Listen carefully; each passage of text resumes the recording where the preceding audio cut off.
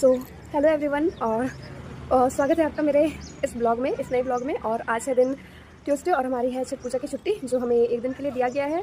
और एक second. So hello once again welcome.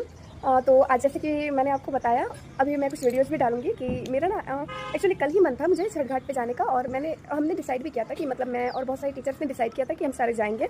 लेकिन क्या हुआ ना, फिर भी कि मेरे हस्बैंड अभी है नहीं यहाँ पे, तो इसलिए हमने डिसाइड किया था कि हम साथ में सब लोग जाएंगे। उसके बाद में फिर क्या हुआ कि बाकी सारे तो चले गए और फिर मैं रह गई क्योंकि मुझे स्कूल में काम पड़ गया था। तो मैं मेरा काम पूरे ईमानदारी से फोकस से 5 बजे शाम तक बैठ करके कर रही थी और फिर इसलिए मैं जा नहीं पाई। और आज सुबह से पता है, आज मेरी छुट्टी थी, फिर भी 4 बजे से मेरा नींद टूट गया है और मैं सोच रही हूँ चली जाती करके फिर मतलब कैसे जाऊँ सोच करके नहीं जा पा रही थी। और देन मतलब कि मुझे लगता है 5:50 में फिर पता नहीं क्या, 5:50 नहीं मतलब 5:30 में फिर पता नहीं क्या अचानक से लगा कि नहीं निकल जाती हूँ, पहुँच ही जाऊँगी। और अगर नहीं भी पहुँचे तो खाली घाट से घूम करके आ जाऊँगी।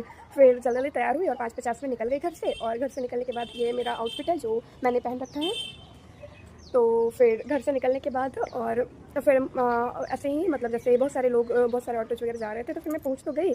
और मतलब कि क्या बोलो, फिर वहाँ पे गई और सच में वो जो छठ वाला वाइफ था ना, मुझे एकदम से बिल्कुल रोना आ गया। और उससे भी अच्छा बात ये हुआ था ना कि वहाँ पे एक आंटी थी। एक्चुअली मैं अर्घ तो दे रही थी, पर मतलब किसी के भी पास जा करके जो भी दे रहे थे जहाँ पे भी अर्घ, मतलब क्योंकि काफ़ी लेट हो चुका था, 6:05 हो गया था। तो मैं अर्घ तो दे रही थी, 2-3 सूप ही बचा था, ज़्यादा बचा नहीं था। तो फिर अर्घ देते समय क्या हुआ ना कि मतलब बहुत सारे जिनके पास भी मतलब देखते हैं जल्दी जल्दी कि जो भी अर्घ डाल रहे हैं, जिनके पास भी सूप बचा है, तो वहाँ पे जाकर के मैं जुड़ जा रही थी। तो फिर एक जगह मैं अर्घ डाल रही थी और दूसरे का ऐसे हाथ में मतलब जिसका भी आ रहा है हाथ पकड़ करके। तो उसके बाद फिर क्या हुआ ना कि एक आंटी थी, वो काफ़ी देर से शायद मुझे नोटिस किया था उन्होंने, पता नहीं। फिर पता है वो अपना मतलब मेरा हाथ था अपनी तरफ में खींच करके और उन्होंने अपने साथ मुझे अर्घ दिला दिया। और उसके बाद जब अर्घ पड़ गया सारे मतलब सूप में जो बचा हुआ था, देन उन्होंने मुझे अपना वो लोटा दिया और उन्होंने बोला जाओ सूर्य भगवान को भी अर्घ दे दो। फिर मैंने अर्घ दे दिया। उसके बाद फिर उन्होंने मुझे सिंदूर भी पहनवा दिया दूसरों से, मतलब जो पूजा कर रहे थे, जो ऊपर बैठे थे, उनसे मुझे सिंदूर भी पहनवा दिया। और मतलब कि बाद में मुझे उन्होंने हग भी किया। और मुझे सच में मतलब बहुत अच्छा लगा कि क्योंकि सारे लोग अननोन होते हैं ना, ये उड़ीसा कल्चर और ये सारी चीज़ें हमारे लिए अननोन है, बट यहाँ पे भी कोई ना कोई ऐसा मिला जो जिसने हेल्प की, जिसने अच्छा सोचा।